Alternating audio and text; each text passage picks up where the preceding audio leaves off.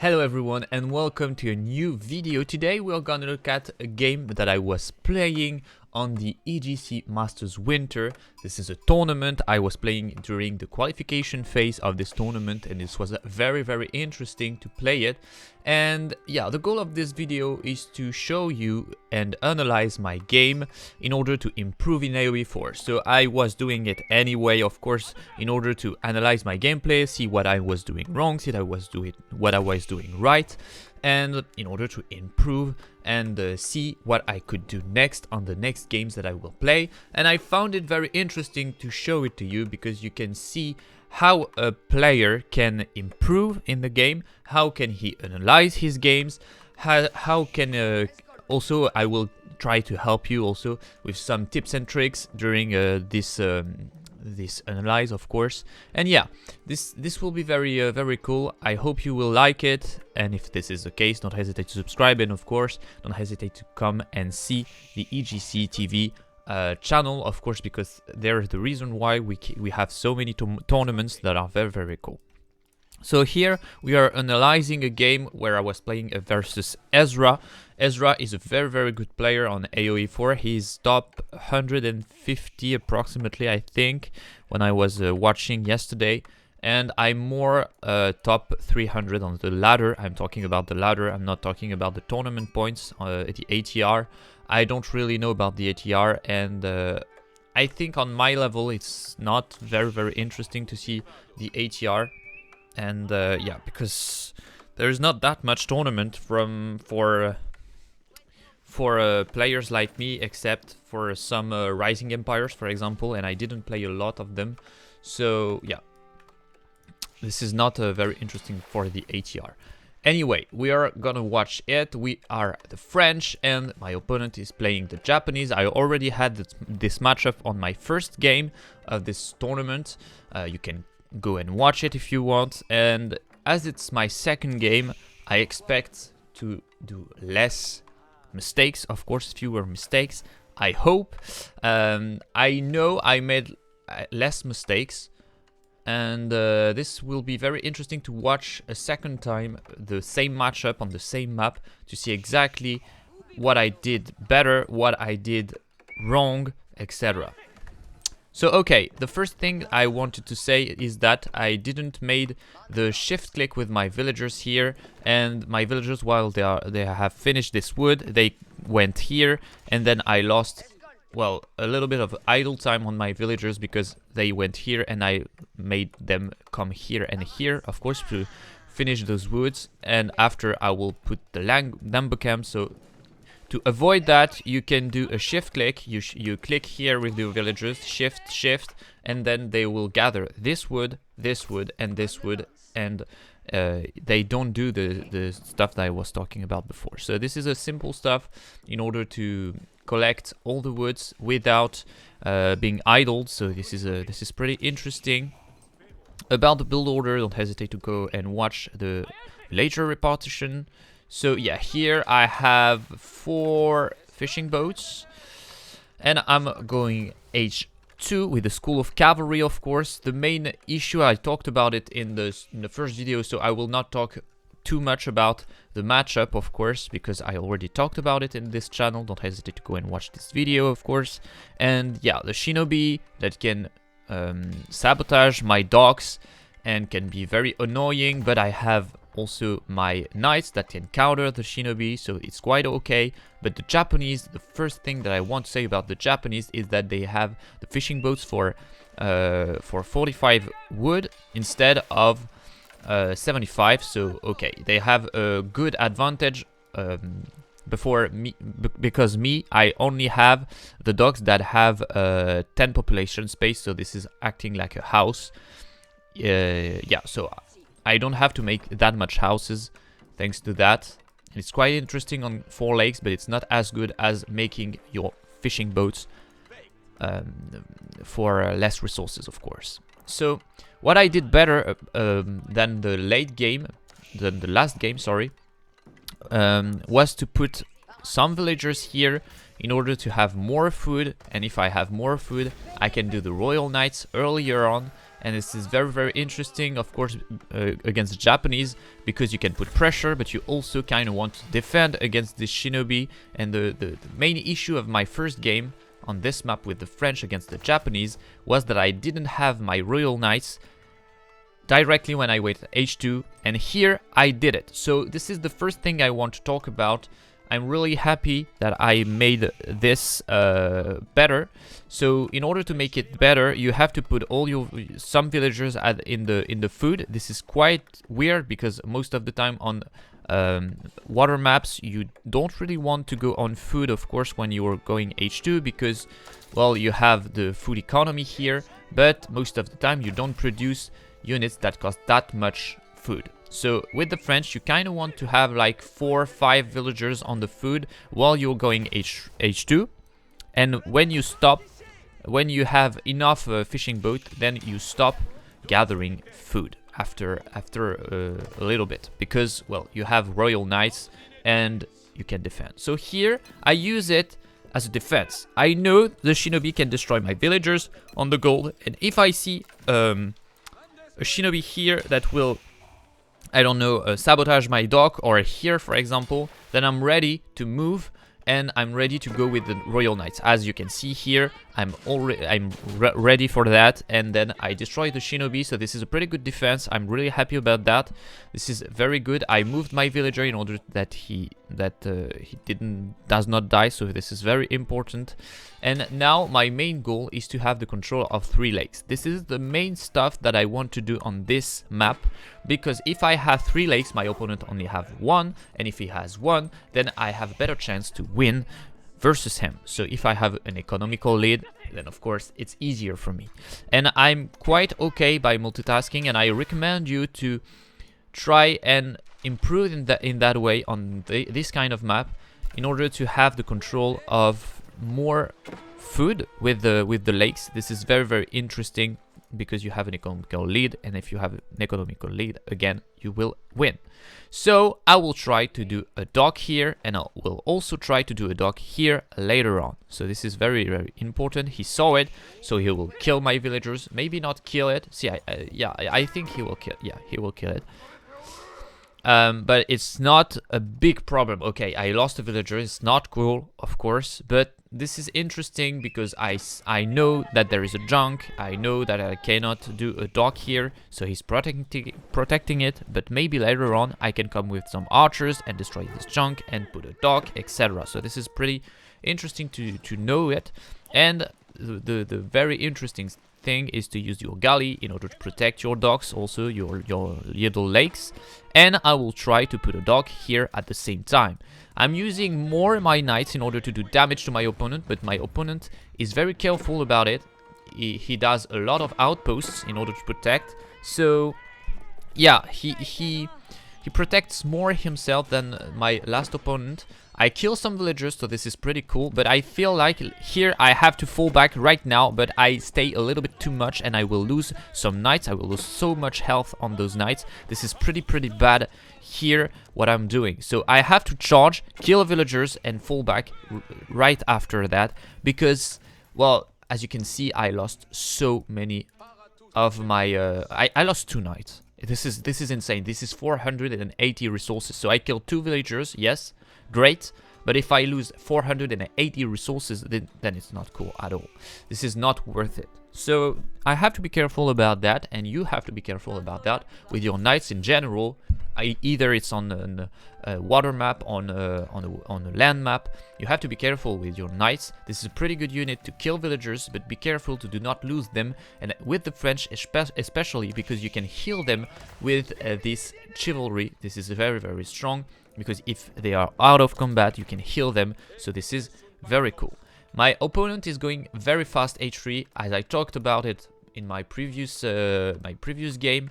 This is a pretty tough matchup for that, because you can have mounted samurai for the Japanese, and then the French has well, not an as good timing as the Japanese, because the Japanese has these fishing boats for fewer resources, so they have a little bit of an advantage, of course.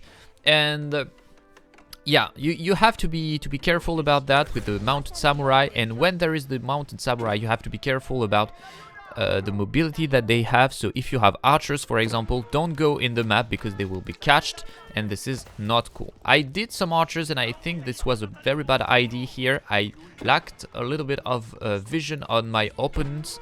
If I saw that there is no spearmen, no shinobis that are going in the map, then I should have I wouldn't have made this archery range, of course, and it would have saved me some resources. As I saw, he went on H3, right? He went on H3, and I knew I was not ready to go H3 right now. So the first thing that I do is that I put pressure on his lake, because as I talked about before, I went for this dock. So this dock, I made like one galley and one warcog. I waited, and then I saw he was H3, so I said, okay, he will not have defenses here because he went H3. So he doesn't have any resources in order to protect this. So I will put the pressure on the land, but also on the water, in order to destroy this lake and in order to take this lake, for me to have, as I said before, 3 lakes versus 1. So this is very, very important in order to have a very good economy. And if you have a very good economy, even if your army is a little bit less effective, you have something very interesting in order to counter your opponent. And at the same time, I'm using this to tempo the fact that my opponent is at H3. So I know he will have mounted samurai, and those mounted samurai will destroy my economy.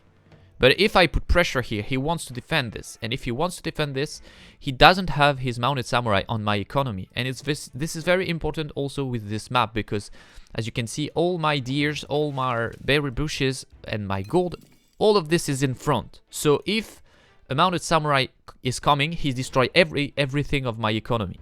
So it's very important to put pressure here, and at the same time trying to go H3 as soon as you can. And yeah, the fact of putting pressure allows me to put all my villagers on the food and on the gold in order to go H3 as soon as I can, the soonest as I can. So yeah, this is pretty interesting. I have to take the most damage here from my opponent. I kill all his fishing boats. I try to destroy his docks. This is a little bit of a mistake with my archers, as I said before. You know there is mounted samurai. If there is mounted samurai, the archers are useless here and they are in danger. So don't use your archers here. They are useless and they will die for nothing. So you have to let them be in your base. Don't produce them anymore. It's not useful because you have an opponent with a cavalry. Of course, this is heavy cavalry, so you will lose. And also a good stuff. On my previous game, I didn't make that, but as I saw my opponent was doing some mounted samurai, directly I do some barracks in order to do spearmen, in order to protect. As I said before here, this is a pretty bad spot for me because, well, as you can see, the map doesn't help me that much, of course. There is everything in front of my base, so this is pretty difficult for me.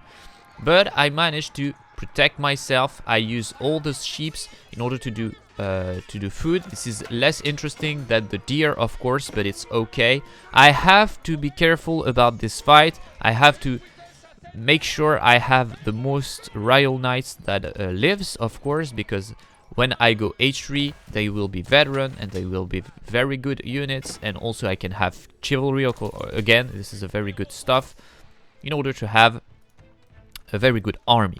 So yeah, the veteran knights versus samurais, this is okay, but the samurais, I feel like they're a little bit better, so I have to be careful about that. And why French is interesting versus Japanese, if you stay alive during that moment. This moment is very difficult to stay alive because you can see that your opponent has a lot of stuff to avoid the fact of you making some economy, etc. Because he has a lot of mounted samurai, he has very good units. But if you manage to go H3 and you manage to do some spearmen and some crossbowmen, arbalétriers, this is very interesting for you because you have a very good counter to his units. And the arbalétriers are very strong unit with the French, especially if you're going to with the Royal Institute. So here I think I'm doing a great game. I made some mistakes. For example, with the archers, I lost archers for nothing.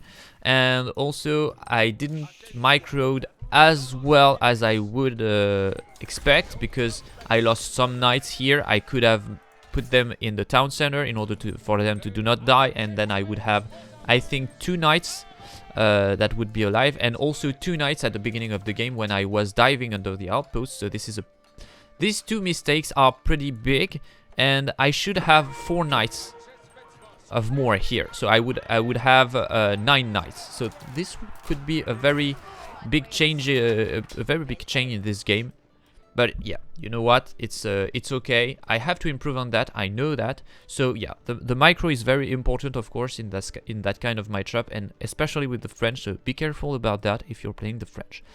The first thing I want to do when I go H3, of course, is the veteran on the knights. I have a lot of them, so this is very interesting, especially because the technology doesn't cost that much, and also I want the same upgrade on the spearmen, of course, because I will do a lot of them against those mounted samurais, and I will do some arbaletier. As I said before, this is a pretty good unit because I have this Gambesons, increase the arbaletier armor by 5, so this is insane. If there is some mounted samurais, they can tank. And also the next step for the Japanese, I know that after seeing that your opponent is doing arbaletier, then the Japanese will do onabugeishas or horsemen, and they are pretty good against arbaletier. But if you have this is quite okay for you because, well, you tank the melee damage. So this is pretty interesting. And also what is very important is to have this, because you have a very good attack speed on your arbaletier. This is a choice also that I made. I continue to do some knights because this is quite interesting in order to put damage on your opponent. You can kill a lot of villagers, and we will see on this game that this will be very interesting, of course. You have to continue to do some knights. Well, the main issue of that is that all your army, costs a lot of food. Your knights is 140, your arbaletier is 80, your spearman is 60. So this is a lot of resources in the food. But that's the main reason why I want to have 3 lakes. Because if I have 3 lakes, then I have a lot of food. And if I have a lot of food, then it's okay to produce this army. And I have to do this army against my opponent because the spearman counters the mounted samurai. They can also tank for the arbaletier before the opponent can come into my arbaletier. So this is pretty good. And as I said before, the knights are really interesting in order to do damage to the villagers. So I really need this army. So I really need to have a lot of food. And that's also why I didn't want it to go h3 before my opponent, and I really wanted to take this lake before, because I could tank a little bit with the French. You can tank a little bit because you have knights, and the knights can deal a little bit at the beginning of the h3 of your opponent because they are a pretty good unit. But be careful about that, because you don't have to stay too long in h2. You have to take your timing to h3 in order to have your arbaletier and your spearmen. So I think I did pretty well on this, and I'm really happy about that, because it can be sometimes very, very difficult. Really good demo ship here. I tried to avoid his demo ship. I did pretty well.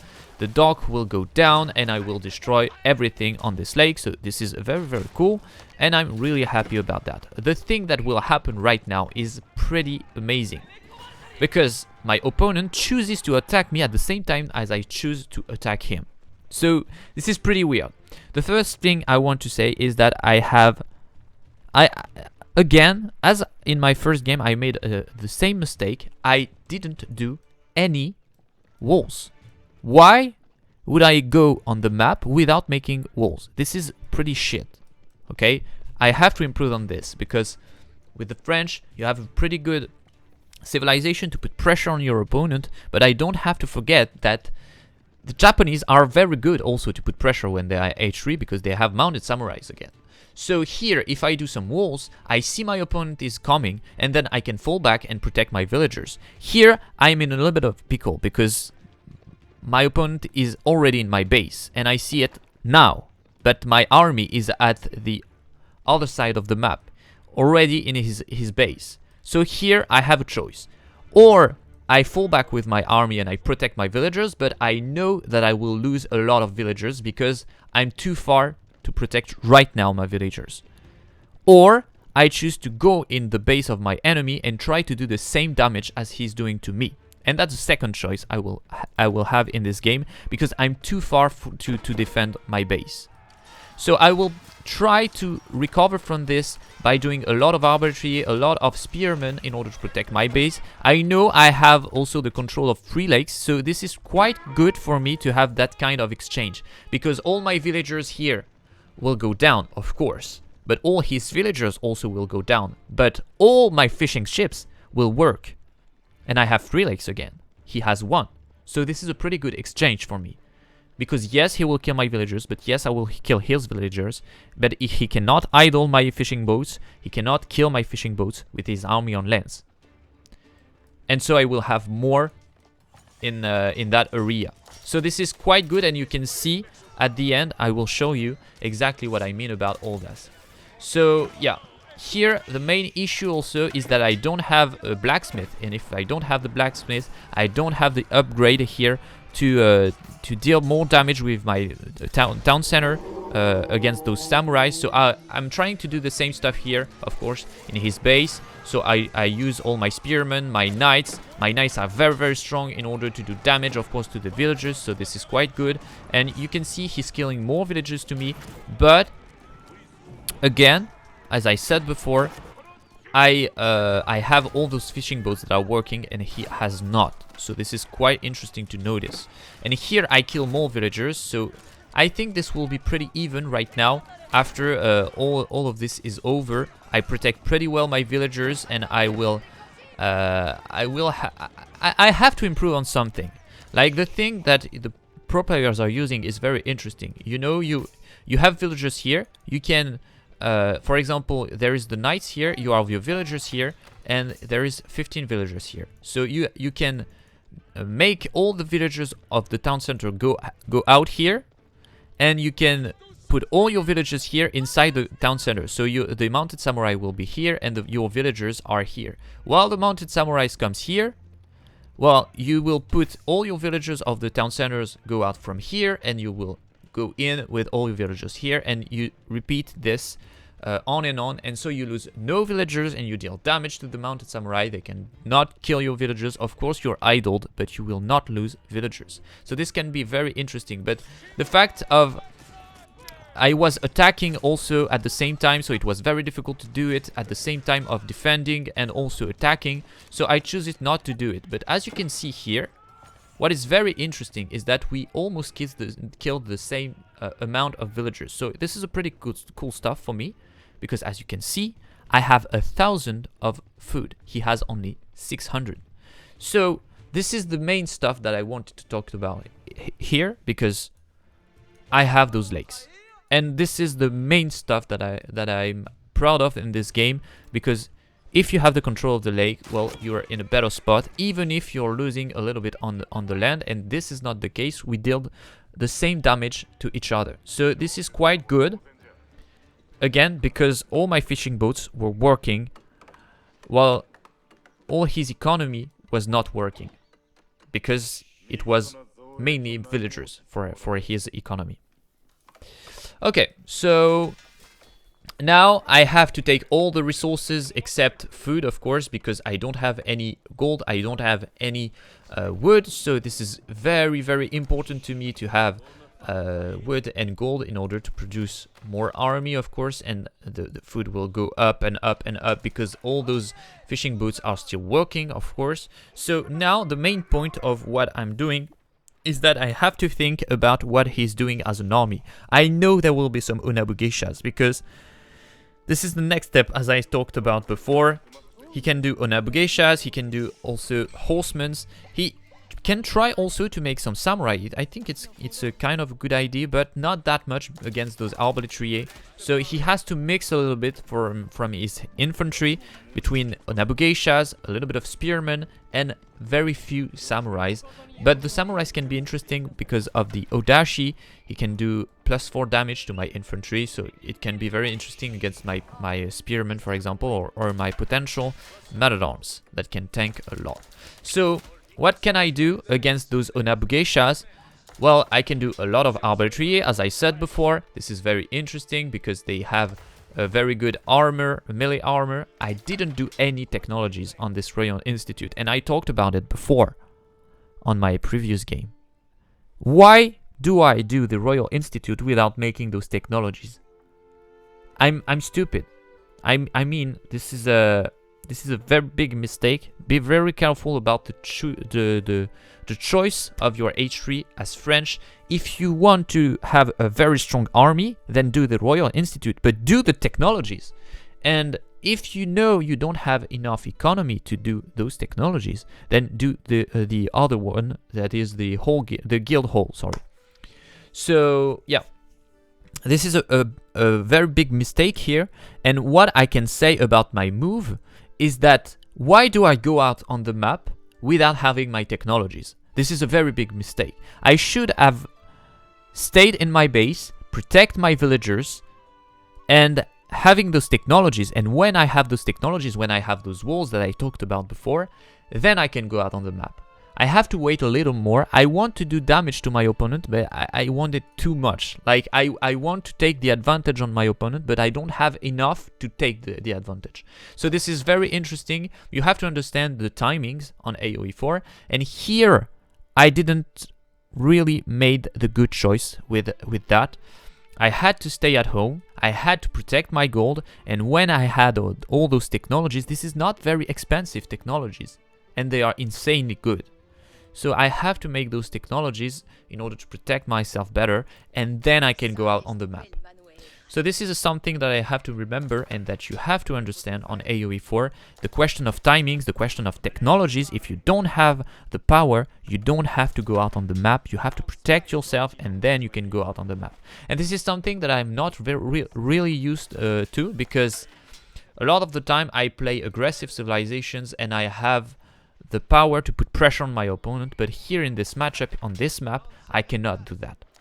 So I have to be reminded of that. I have to do some more walls also. This is pretty interesting. What I like also with my my stuff is that I do the outpost here, and the outpost I have those this vision with the mounted samurai. So if I see it, I can, you know, like I saw it, so directly I go and I protect my villagers here. So this is very interesting. Also I patrol here, of course, because I want to protect this dock. This is very interesting, very important. He will try to do damage to my dock, so I will protect it with my spearmen and my crossbowmen. I did my technology, but it is very late to do it. I also have to do this one. This is very strong, too important to have it. And yeah, he will try to destroy my dock, but this will not be enough. I have to take a villager because this is burning, of course. Very important to do not let this burn to death. This is too important to have a dock here, because, well, if you don't have the dock, your fishing boats cannot gather food anymore. So this is too important. Here I have 3 knights. I try to do damage, but those Onabugeshas moves very fast, so this is pretty hard to do damage to my opponent. But what is very interesting with those knights is that I see directly when he's doing his second TC. So right now I have a choice. This is very important to talk about this right now. When you have the vision of what your opponent is doing, you know exactly what you have to do to counter it. So here I saw a lot of Onabugeshas. So I know I have to do some man-at-arms, because the Onabugeshas are not good at all against heavy units. So I have to do a lot of man-at-arms, but also I will continue to do crossbowmen. You will say, yeah, crossbowmen are not good at all against Onabugesha. You're right, but this is arbaletier. They are very strong because I talked about it. They have +5 melee armor. They have also this attack speed, etc. So they are quite good against those Onabugesha. I just have to have a front lane that can tank for a while, and this is very important.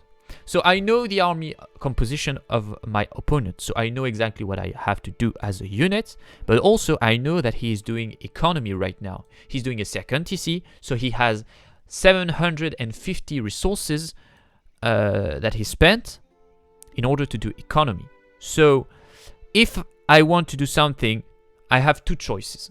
I have the first choice, that is to attack my opponent in order to deal damage to him and to counter this economical plan, sorry, not plant. And the second choice I have is just to follow him with the economical. So, or I do a second TC, or I push my opponent and I try to destroy him.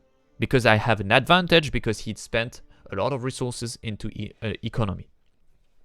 So I will try to put pressure here. I will not try to do a second TC. The main reason why is that I know that I have more economy right now. If I knew I had the same economy than him and I see a second TC, I know it will be hard for me to push it. But here, I have 3 lakes, so I know I have a little bit more economy than him. So if I have a little bit more economy, I have a pretty good window at attacking my opponent, especially because he spent a lot of resources into his economy. So this is the main stuff that made me take the decision to attack him. This is very important to understand. The decision making in AoE4 is very, very, very important. I will try to take some stone, not to do a second TC, but to do a keep in order to produce units that cost less.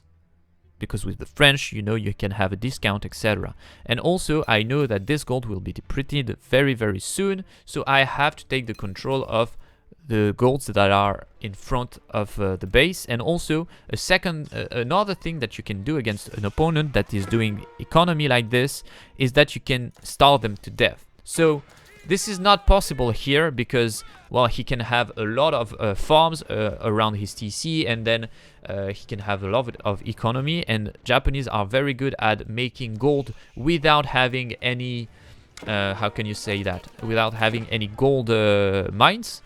Because they can have all those relics very fast, because they have the Shinto priest with the floating gate, because they can also have the Yorishiro, and so this is very, very good in order to have a lot of gold without having any villagers that are mining this gold.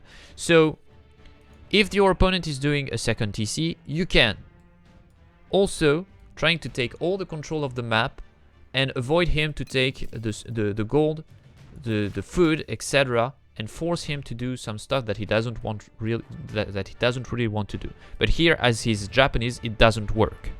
So I will not do this. So that's why I was not explaining this before. So okay.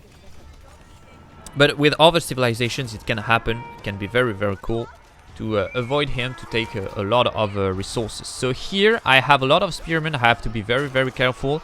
I use them to counter mainly those mounted samurais. So I will put, as you can see here, I will put them where they are, the mounted samurais, and I will put more my arbaletier in front of the Onabu geishas because they have the +5 armor.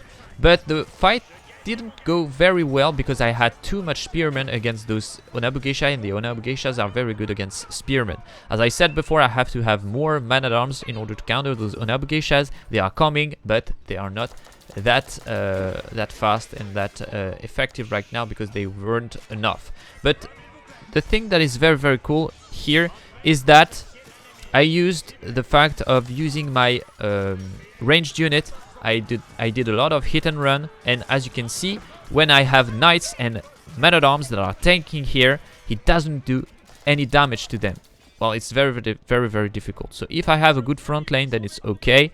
So this was not a very, very good fight at the beginning, but in the end, it was okay because I used very well the fact that my arbaletier are ranged unit. And the fact that my opponent made a second TC, he doesn't have the map control because I have those units that can kite, that can hit and run. And so he cannot take those berries, he cannot take those deers, he cannot take all of this. And he wants to do farms, of course, because he's Japanese, he's making the daimyo. Of course, this is cool for him, but it cost him a lot of resources. So I have a bigger window in order to attack him. So I know that because he's Japanese, and I know he will do this. So this is very interesting also to notice because I will use this window in order to do very, very big damage to him. So I still didn't make my technologies, so I will have to improve on this. So this is insane. I hate myself for doing it. But you know what? We make some mistakes, and that's how we manage to get better, of course. Because if we don't make mistakes, then there is nothing to correct, of course, and we cannot get better. So this is pretty interesting to see exactly what I made wrong, and I hope this will help you also to get better in the game. Sometimes it's very easy to see some mistakes. Of course, I didn't make my technologies, but I was very focused in this game, and sometimes you forget about stuff.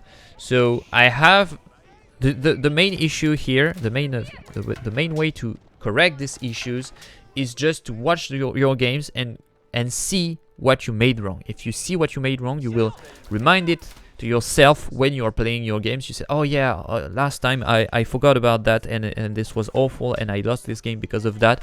And then the next time you will think about it, and if you think about it, then you will click your technologies, you will do the better stuff, etc. So this is very important to analyze your game, and that's what I'm proposing here to you, because, well, I want to help you all getting better in the game. I want to see also what is coming into the mind of a conk player.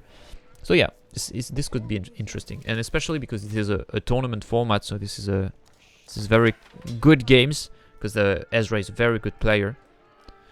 And yeah, okay, so I will attack him now, and what I know is that he has those units, you know, and so I mixed the man-at-arms and the spearmen, as I said before, in order to counter his army. And I saw that there is a lot of spearmen right now. So I know if I use my knights in this army, they will get destroyed for nothing, and this is a very expensive unit, so I don't have to fight with them.